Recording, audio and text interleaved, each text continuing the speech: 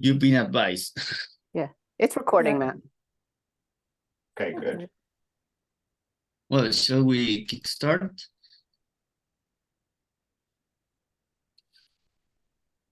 Yeah, let me try one more. No, yeah, go ahead and get started. It's not going to live stream, so we'll just post it later.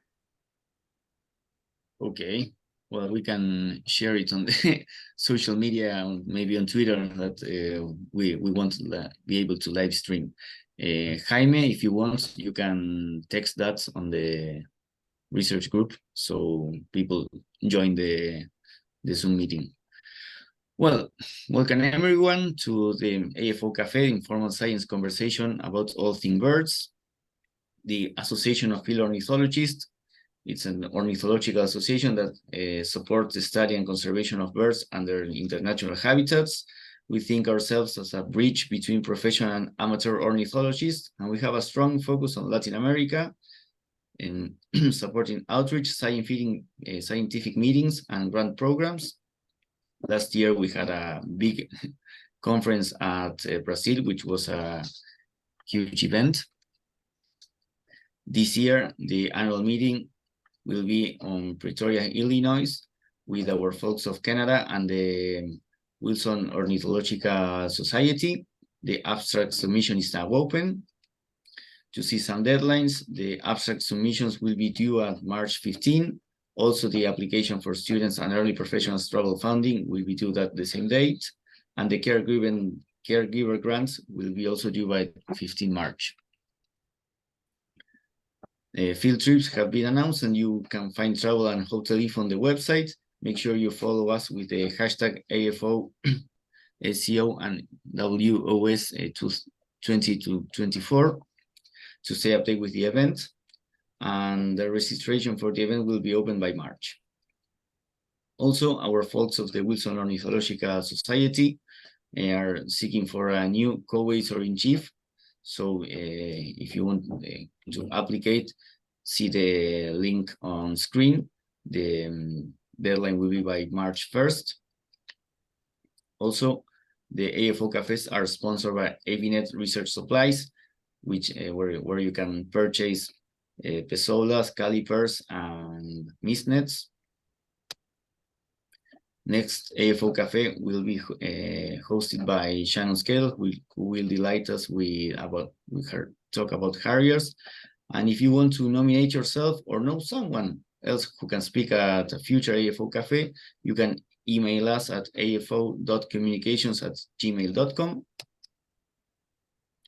And if you happen to enjoy this meeting and you want to support us, you can become a member at afonet.org. And now we will present the speakers for today. Julieta von Thungen is a researcher in INTA and have worked on South American camelid management projects. She has expertise in facilitating and monitoring projects and perform wildlife surveys and team coordination. And Jaime is an INTA professor and a professor associate at the University of La Pampa, who made a master thesis and has specialized on distance sampling. And well, they will introduce our talk today. So Julieta and Jaime, now it's up to you. I will stop sharing.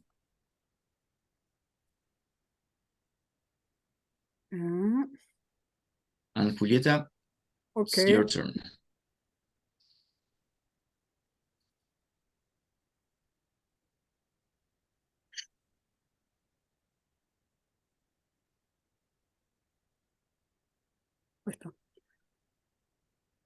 Okay. Thank you, Juan Manuel, and hello, everybody. And thank you for the invitation to this cafe, which we think is a beautiful opportunity to share our experience. We are not going to do like a traditional scientific presentation, rather like we'll be telling the story of what we're doing up to date and where we are standing today. So who are we? It's Jaime and myself today are just doing the presentation. I coordinate all this group, but the core team is a team of about 6 persons. Among them is somebody, Santantonin, who is a member of the Hunting Association. We have a large group of field biologists that come in each time to do the sampling. And we also have a big group of guides, outfitters, hunting outfitters, and enforcement authorities participating on this in this project. So this is a little bit the outline of what we're going to talk. First step, we will talk about how we define the problem, about the conceptual model, how we go about the planification, and how we go about the development of the monitoring plan, how we implement this plan, and how we go about the analysis of the data, and ultimately the communication of the data, which is something we need to agree upon. So the problem, the starting problem, and the clarification of the mission of the group was very important to us because we had like different sources of the problem, and also languages and so on. And so we still are working at it in each cycle. And so this definition is centered mainly in the hunter community and their activity. So the problem is that duck hunting in Argentina attracts foreign tourism, and this mobilizes the economy in marginal regions. And marginal regions, we say regions that are not traditionally agricultural, or with, and on the other hand, we have authorities that are unwilling to allow hunting because of the lack of data about duck abundance, which is pretty much true, as we really have not data, no census, no survey data for this activity. So hunters turn to us to try to estimate the abundance of 14 duck species that are eligible to hunting. So we started with a hypothesis that duck abundance could demonstrate the sustainability of hunting in these marginal regions. So continuing with this idea of the concept, the model, the conceptual model, we have experience on the science community on one side, the society on another, and like a real gap in how we deliver our findings in a place where we don't have much in common, like culture, like language, and different things that improve the gap. So most scientists, even today, believe that facts change minds, that scientific literacy is the answer to all the problems, and that to change social behavior, you need to change individual minds. And another thing is that broad impact is best. So we have on one hand the conventional research path to fill this gap, where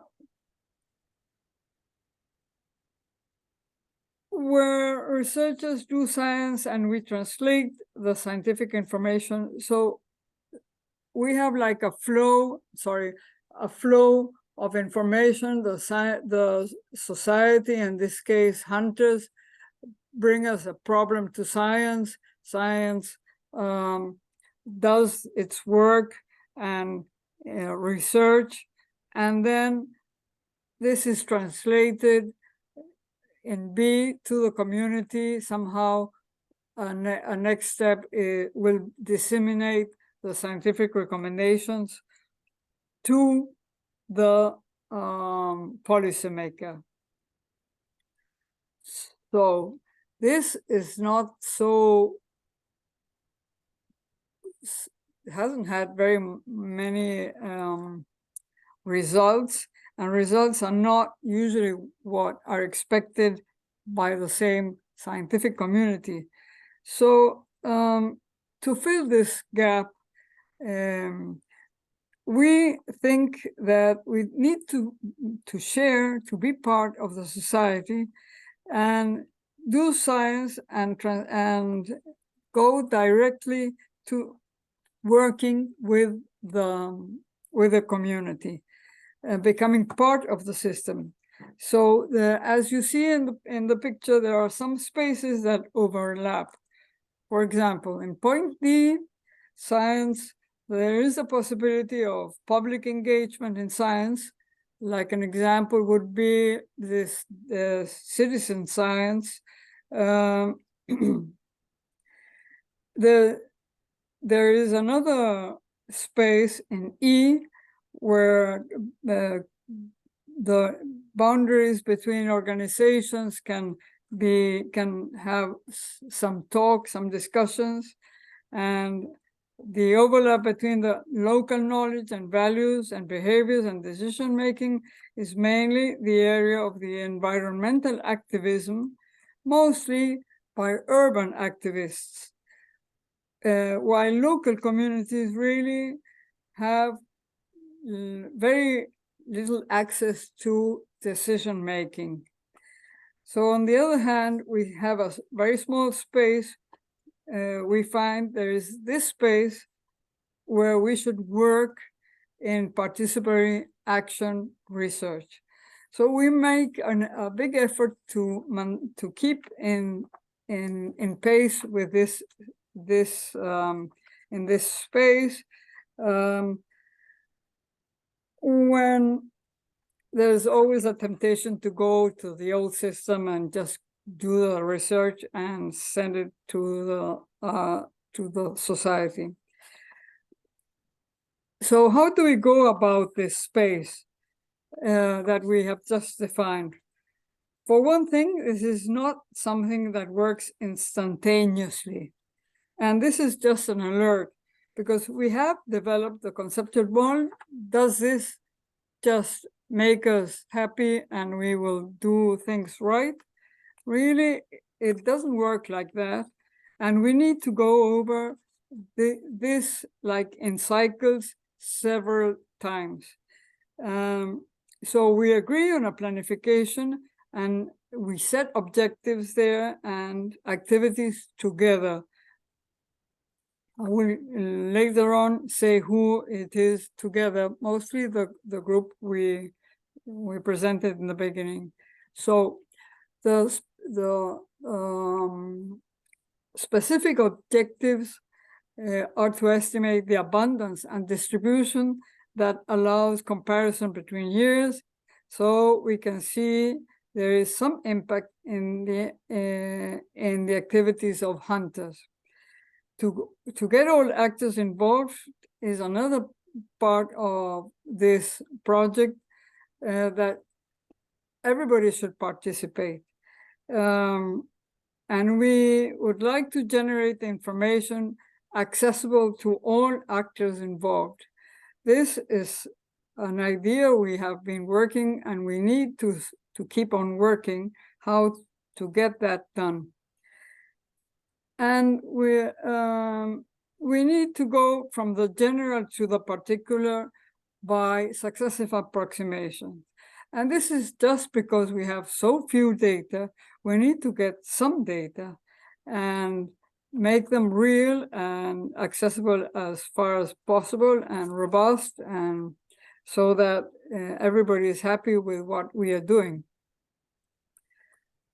So the development of the monitoring plan has different edges and scales, and time scales too. One is that we need to control the spatial distribution of the teams as they go to the field, so as to avoid bias in the sampling design.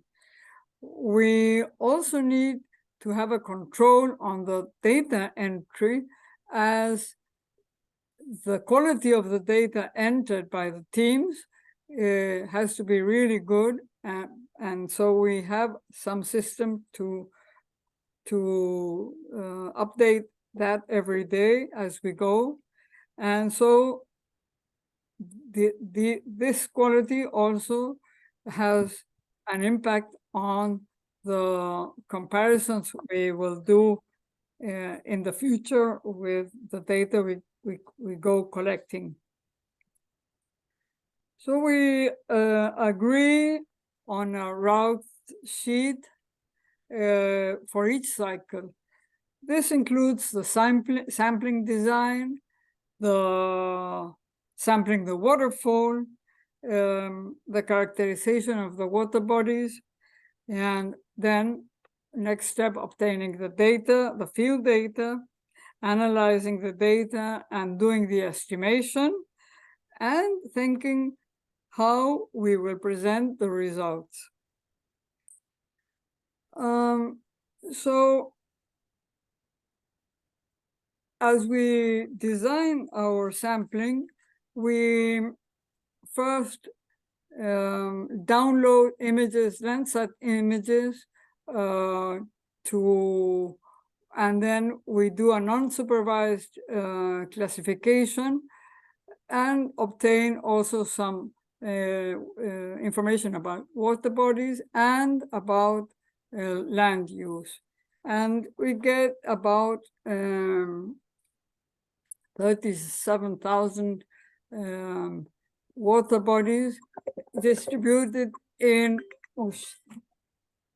sorry,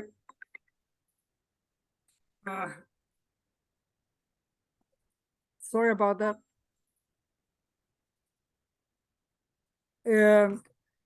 So we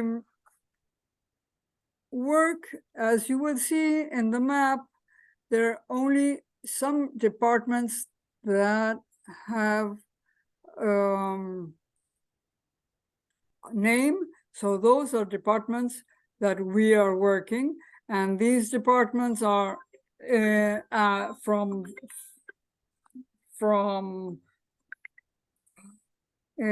sorry about that.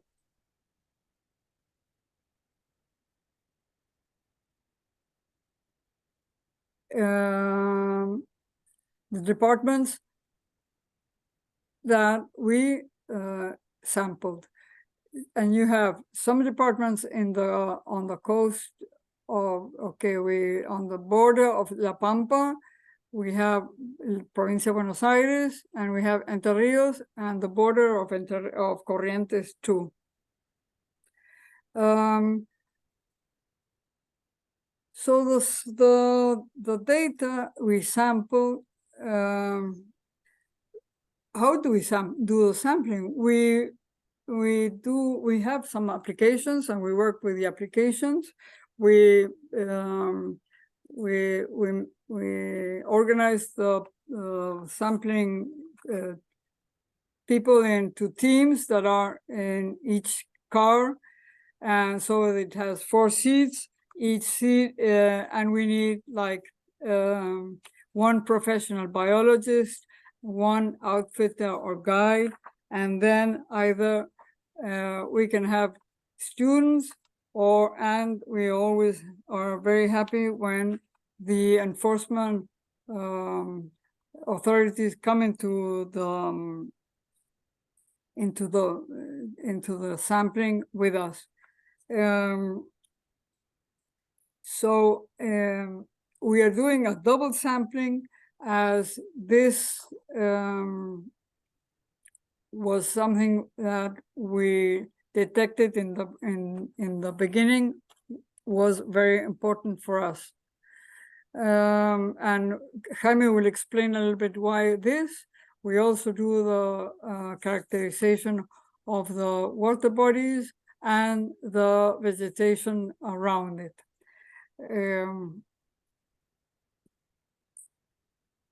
So at the workshop, we organize a workshop before each sampling event, so that everybody is on the same sheet. We make a WhatsApp group where they can ask questions. The teams can ask questions publicly or privately, as whatever they wish. And we also ask the teams to tell us by the end of the day how well things were done that day, what went very well and what didn't work out so well.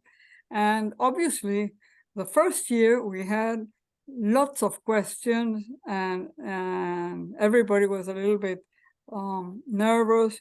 But now that we are already having several cycles and we have biologists and hunters that are coming more regularly in to do this work, everybody is more relaxed and can go ahead. So Jaime will tell us about the data analysis, and then I'll come back to you with a communication of results.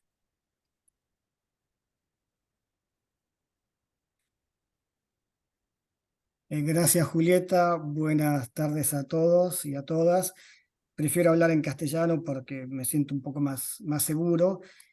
Y lo primero que quiero aplicar es que para nosotros la detectabilidad imperfecta es un problema por el cual se subestima gran parte de la abundancia poblacional en todo tipo de métodos, tanto de fajas o censos de puntos, y por ese motivo decidimos trabajar con el modelo de Royle, en Mixed Model, que nos permitiría modelar esa detectabilidad imperfecta, y las covariables que se toman en el campo para modelar la detección es la temperatura en el momento del muestreo, velocidad del viento, la hora y la altura de la vegetación alrededor del cuerpo de agua.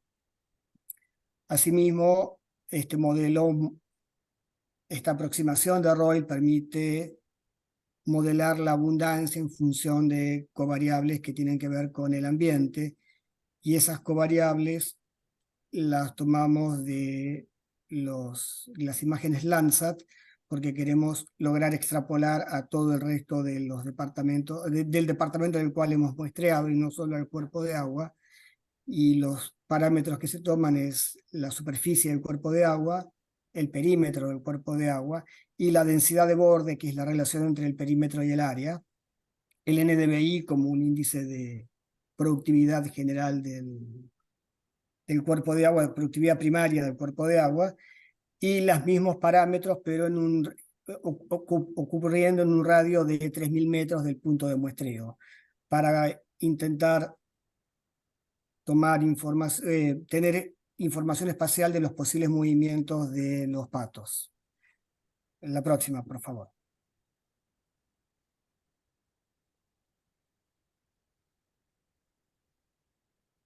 Bien, este modelo de Royle lo hicimos para 14 especies, las 14 especies en forma individual, no trabajamos a nivel de comunidad, y se basaron 20 modelos de abundancia basados en estas métricas de paisaje. Obviamente se seleccionó el modelo más parsimonioso para cada una de las especies en los sitios evaluados, y luego extrapolamos o predecimos la abundancia en todos los departamentos que hemos estudiado usando el modelo más parsimonioso, o sea, el mejor modelo. La próxima. Los resultados, para ser breve, no voy a presentar las 14 especies porque no era el objetivo de esta charla, sino era presentar en general todo lo que estamos haciendo. Es, primero, que hemos encontrado más de 40.000 cuerpos de agua en todos los departamentos que hemos estudiado. Esta cantidad de cuerpos de agua varía de año a año en función de la meteorología que ocurrió en los meses previos. Particularmente este año 2023 fue un año extremadamente seco, por lo cual sabíamos que íbamos a tener menor superficie y menor cantidad de cuerpos de aguas. Y pese al gran esfuerzo de muestreo que hicimos, para la provincia de Buenos Aires estamos aproximadamente visitando el 1% de los cuerpos de agua que hay, y en la provincia de Entre Ríos prácticamente el 2%, que es un número bastante... O sea, son pocos cuerpos de agua por la cantidad de cuerpos de aguas totales que hay, pero es un gran esfuerzo realizado por todo el grupo de trabajo, desde la cuestión logística a la cuestión financiera, para poder llevarlo adelante. Bien, la próxima. Esto, en el año 2019, y previo a la pandemia, hicimos el mismo trabajo, solo que con muestreos de puntos, con una sola visita. Y si sabíamos que teníamos problemas de detectabilidad, porque no tenemos posibilidades de ver todos los individuos que están en el punto. Y a modo de ejemplo, muestro la frecuencia de detección de Anaphalis rostris, o el pato barcino, en el cual estaba muy por debajo del 20%, siendo una especie común, por lo cual especies más raras la detectabilidad sería muchísimo menor. Y eso nos alentó a seguir continuando con las dobles visitas, pese al incremento de costos, pero sí para poder compensar estos problemas metodológicos. La próxima. Bien, muestro los 4 mejores modelos, en los cuales partieron de una distribución binomial negativa, fue la que mejor ajustó para todos los modelos. Y en el caso del mejor modelo para el Anaphalis rostris, incluyó como parámetros el perímetro del cuerpo de agua y el perímetro también del cuerpo de agua en los 3 kilómetros alrededor del punto, y si una covariable cualitativa, si era área de caza o no, que se ponía como sí o no. Ese fue el mejor modelo, que fue con el que luego trabajamos, pese a que el segundo mejor modelo tiene un delta A y C muy chico, que no incluye si el área se sabe que se caza o no se caza. La próxima, por favor. Y para el pato cutirí o Amazoneta brasiliensis, claramente las covariables que inciden en la abundancia de esta especie fueron totalmente distintas. Siguió siendo la función binomial negativa como ajuste de este modelo mixto, pero el valor más importante es el NDVI, o sea, la productividad primaria de ese cuerpo de agua. Y el segundo modelo, también con un delta A y C bastante reducido, incluye los mismos parámetros, más el perímetro del borde de agua. Hago una aclaración: no hemos estudiado no hemos tenido tiempo todavía de estudiar la relación entre cada una de estas covariables y la abundancia de las especies estudiadas, pero está en cartera para ser revisado. Y ahora sí, yendo a los resultados de estos modelos que parecen aburridos, pero nos pueden dar datos interesantes de cómo funcionan las especies. Lo que estamos viendo en este gráfico de barras es simplemente la abundancia, pero quiero hacer una aclaración: es el valor del límite inferior del intervalo de confianza para cada estimación, para cada especie.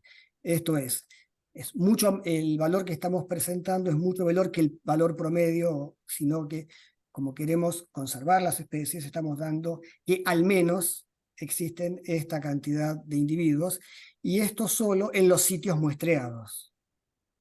O sea, esta cantidad de aves están solo en las 450 cuerpos de agua que hemos evaluado. Este dato, si bien puede ser importante y los números son, para nuestro punto de vista, altos,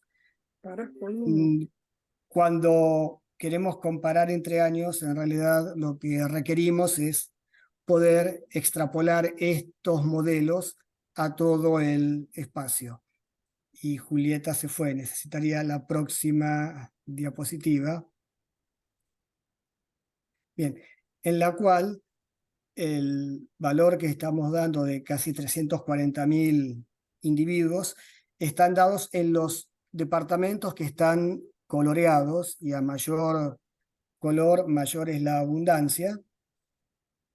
Y esto sí, extrapolando a todos los cuerpos de agua dentro de esos departamentos o distritos. Hago una salvedad, estos distritos los tomamos porque son las unidades administrativas bajo las cuales las autoridades de gestión pueden tomar decisiones. Entonces, independientemente de que tengan o que formen parte de distintas regiones fitogeográficas, tenemos que mantenernos en estas áreas políticas para que puedan tomar decisiones los administradores del recurso. Bien, y la próxima, por favor.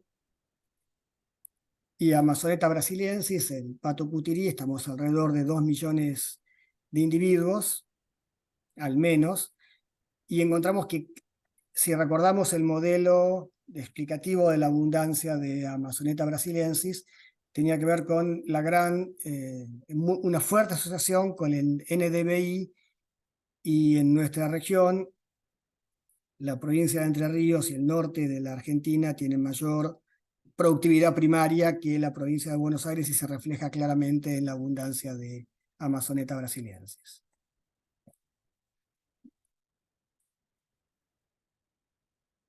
Sigue Julieta con...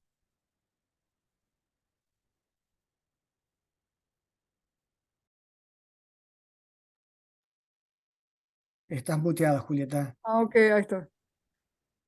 Now we are okay. Okay, yeah. Once we have the data and the statistical analysis, we then need to rethink how we are going to communicate these results. We've had a meeting in August, and where we decided how we were going to do the sampling, and we put everything on the same sheet, everybody on the same sheet. And then we have another workshop in November. We try to be as fast as possible so that people don't get distracted away from what they have been doing some months in August, let's say, in the sampling event. And we invite all the stakeholders, including the authorities and the biologists that have been participating, and maybe some biologists that have been participated years before. So we get together to analyze what we have achieved and where we want to go from here, and what we have to adapt or redo to get near to our initial hypotheses. Can we detect if hunting in marginal regions is a sustainable possibility? And will this help decision makers to allow hunting permits? This is still a question. Okay. To conclude, I'd like to try to show you how we dynamize the participative action research. In the first place, we fix our objectives and revise our objectives each time we meet, and maybe at some point we add something that may interest us or somebody else. So this can proactively feed the project to learn more about ducks. we design and do the planification and for the next year and define what we are going to do.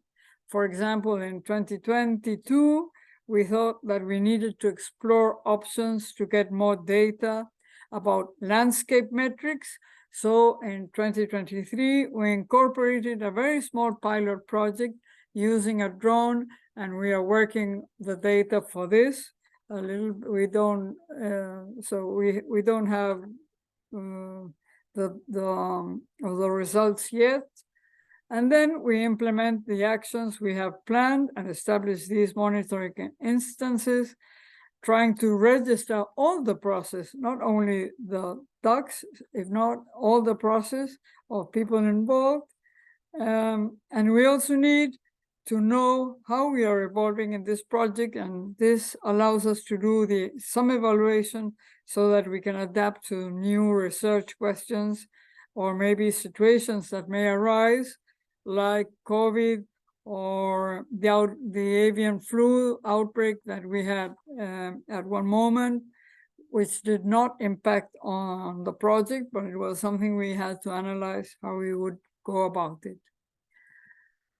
So this is a little bit a picture to show you how we started and now where we are, what we have achieved, and where do we stand today in this conceptual framework.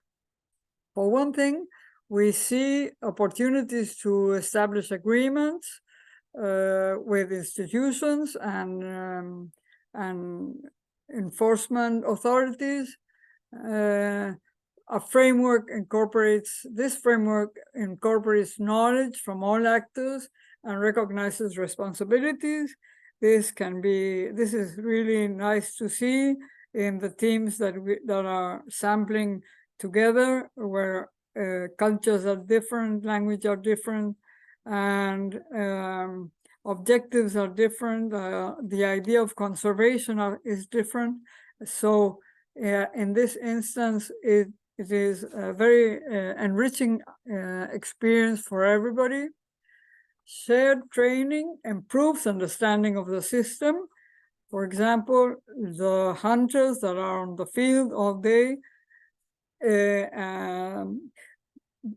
have a perception of these flooding events and drought events much more specifically than we can look into Landsat images, even though these Landsat images are from very near the sampling date. Also, joint learning cycles allow for reflection and recognition of errors in a just very simple way and honest way. And we are working on the participation analysis, which is not much of our biological area. And participatory action research, we find bridges the communication gap especially if we get the help of external facilitation of social sciences. And we have somebody who helps us very much with this, which is Laura Medero. And so this is finally all the team that helps us every year, or last year, we invite the local authorities from natural resources as well as the tourism people, as these people are, hunting is an activity that's under tourism authorities. So thanks to a total of 46 persons this year, we sampled these 548 water bodies, covered 1,800 kilometers, and which was a real big effort. And Okay, that's about it. We have to share with you today. Thank you.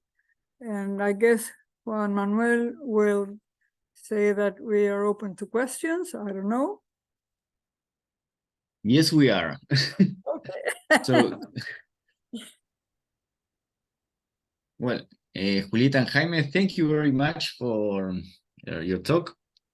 So, people, anyone from the public, you can unmute yourselves, and if you have anything you want to ask, please let us know. You make some clapping.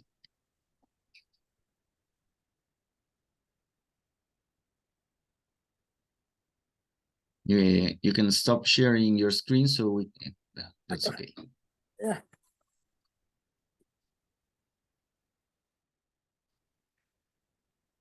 Well, I will kickstart with the questions if you're okay.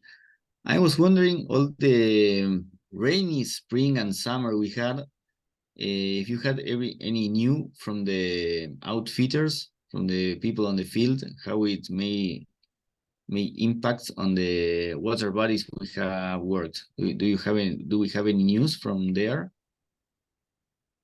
I don't think we have lately news. I know that there's been a change in the rainfall. There's a lot of rainfall now, but I don't know how much it's been replenished.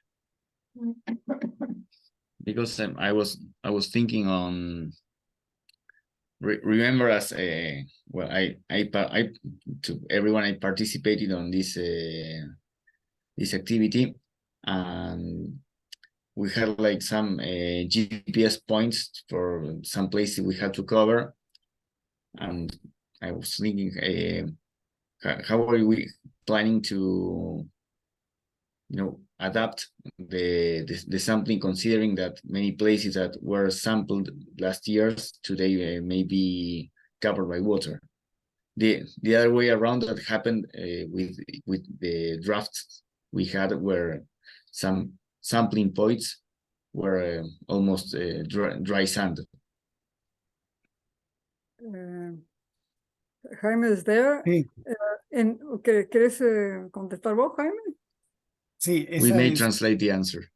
ok, es primero una muy buena pregunta y algo que hemos discutido mucho, No.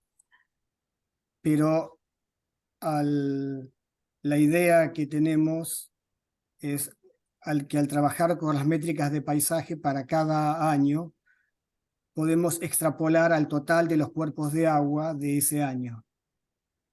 Entonces, si hay menos cuerpos de agua, la extrapolación será a un número menor, y lo que preveemos es que haya una mayor densidad por cuerpo de agua en momentos de sequía y menor densidad en momentos de una mayor cantidad de agua. Eso es lo que estamos trabajando para poder extrapolar y comparar año a año por este problema de que el ambiente es altamente cambiante.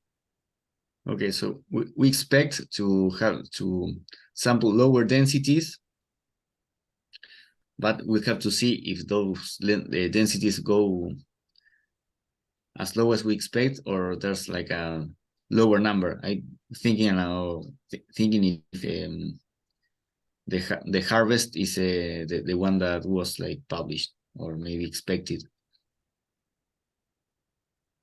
Digo, veremos si la densidad cae según lo esperado por la cambio en la precipitación, o sea, por el tamaño de los cuerpos de agua, o si hay una caída aún mayor en las densidades, que no se podría llegar a hacer alguna cosecha que no haya sido planificada, ya que hay más agua y por ahí hay alguna actividad no planeada.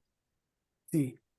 Un punto importante es que no tenemos, en provincia de Buenos Aires no está permitida la caza, y en la provincia de Entre Ríos sí, pero no disponemos de toda la información de la cosecha, por lo menos autorizada.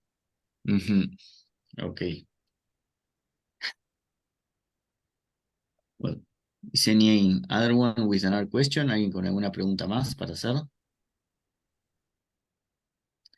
You can raise your hand and we can let you ask, or if you want, you may write it on the chat.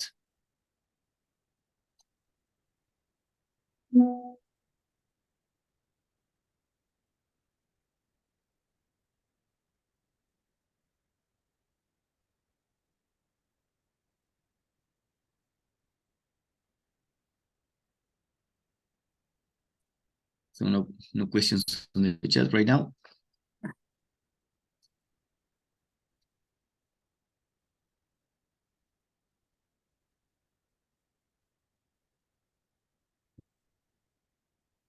Well, Julieta, this is not much about the science, but maybe through the enforcement side of the work. Did the local authorities ask for the data, some kind of interpretation short after the sampling? There been any communication with the local authorities after the work was done? Yes, we are especially in Entre Rios, because they are allowing hunting. So yes, we sent them a specific report to them, like a little bit more, pretty much more simplified than the original work. We sent like 2 or 3 versions, each time more simpler. Anyway, thinking about what you asked first, in Provincia of Buenos Aires, we resampled the same water bodies we had. We tried to resample as many water bodies we had sampled last year. We didn't have so many totally dry water bodies.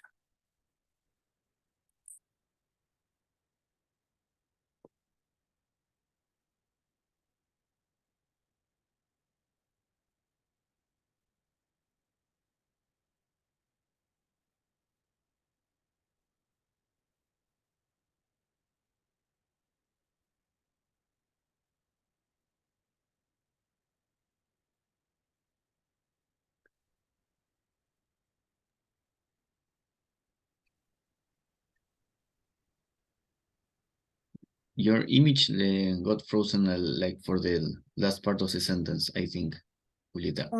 Okay, maybe my okay.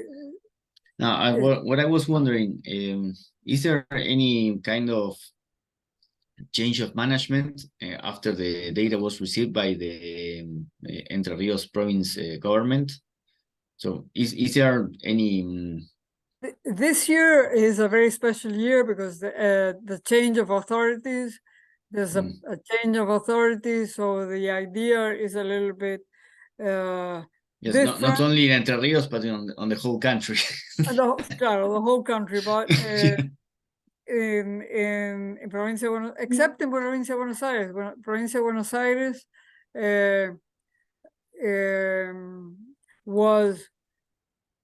still maintains the same administration. Anyway, they are not allowing the hunting activity, so for the moment they are not very interested yet. On the other side, Provincia Santa Fe is very interested in what we are doing, and they would like to add their efforts to this project. So we are still talking about this, how we're going to do this, but maybe this August we will enlarge to Santa Fe. I don't know yet, because they have 2 or 3 departments where they are hunting, and even though they would like to do all the province, so this is the discussion we have to agree upon. The objectives, do you want all the province is one budget, and if you want the departments you are hunting, it's another budget. So I don't know, we are still working around that idea. I see Ignacio Crudeli is raising his hand. Go ahead.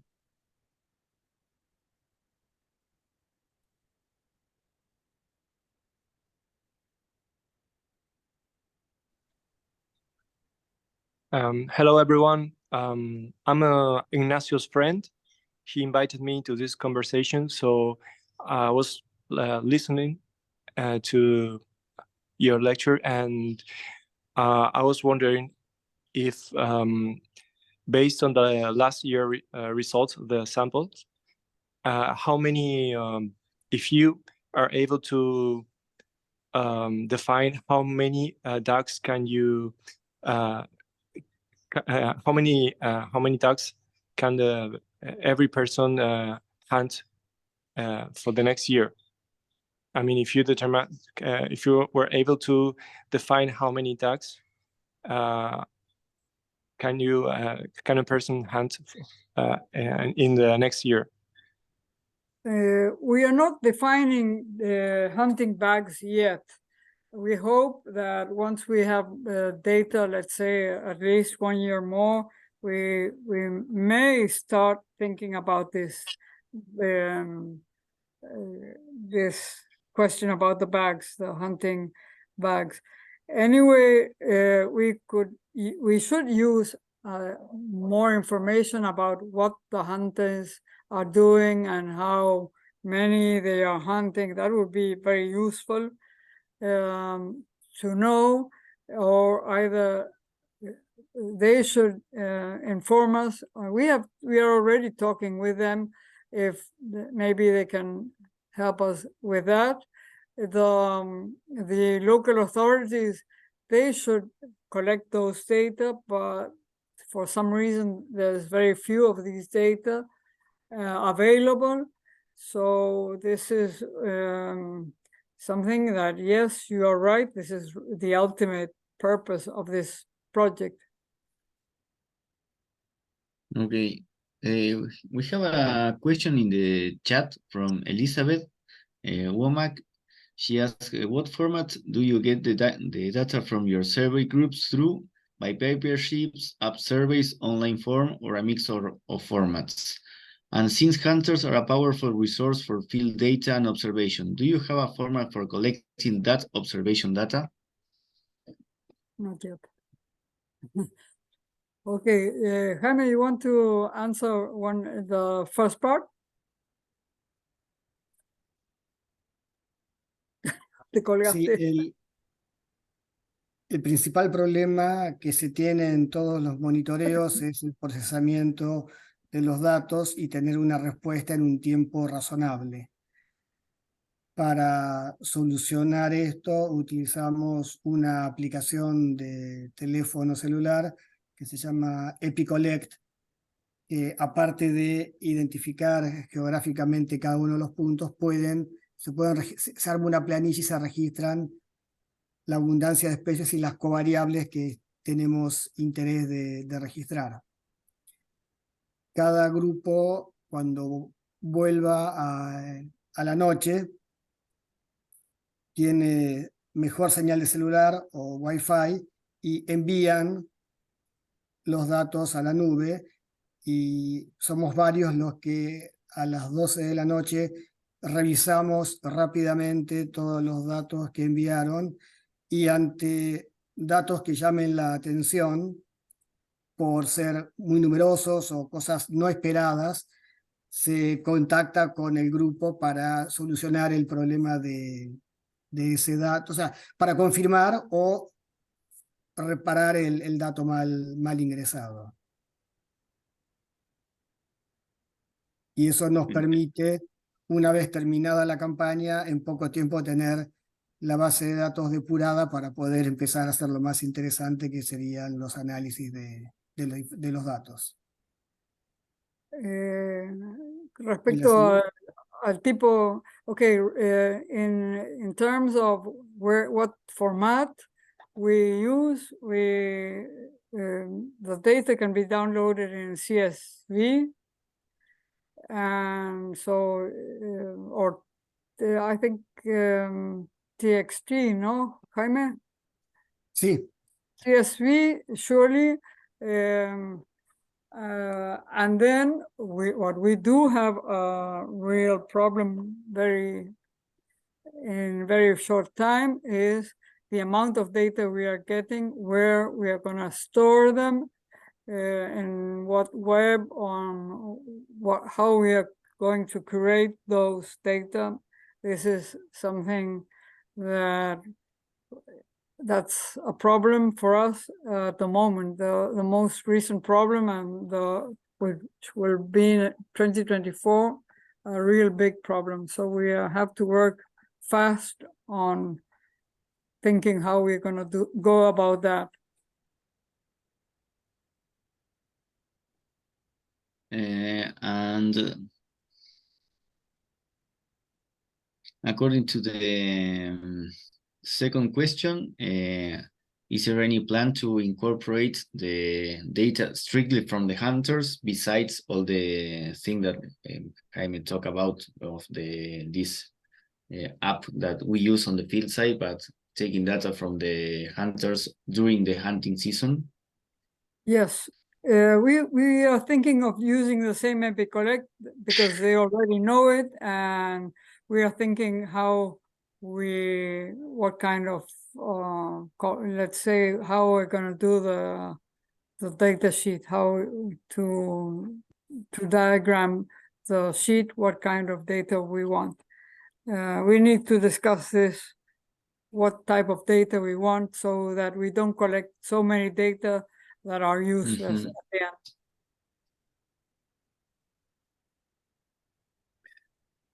Yes, and I think it would be like very interesting to see how the not only the abundance, but also how the kind of species we observe through the year changes, because as the survey is done after the hunting season, it would be interesting to see if those same species are observed before and through the hunting season. Yes. As, I think that this duck species make a lot of movements. So is there any kind of plan to incorporate that on the ongoing project? If you want to work, Juan Manuel, you're welcome. Okay.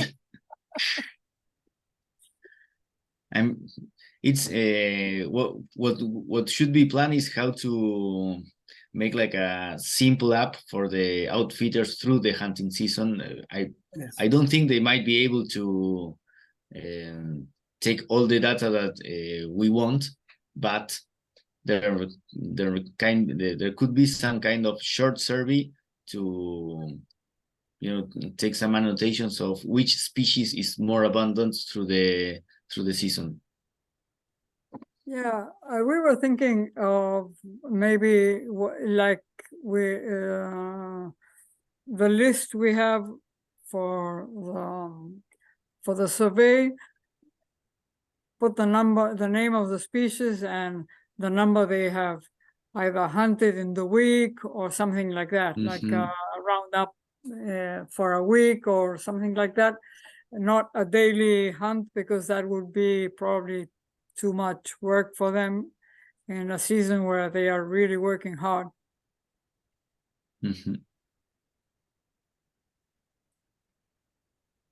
Okay, so if there are no more questions left, no more questions on the chat, and anyone wants to raise their hand, I think we are done for today. Yeah, thank you both, and thank everyone for joining us. Hope you all have a great weekend. Thank you, Matthew. Well, have a nice weekend, everyone. thank you. Thank you.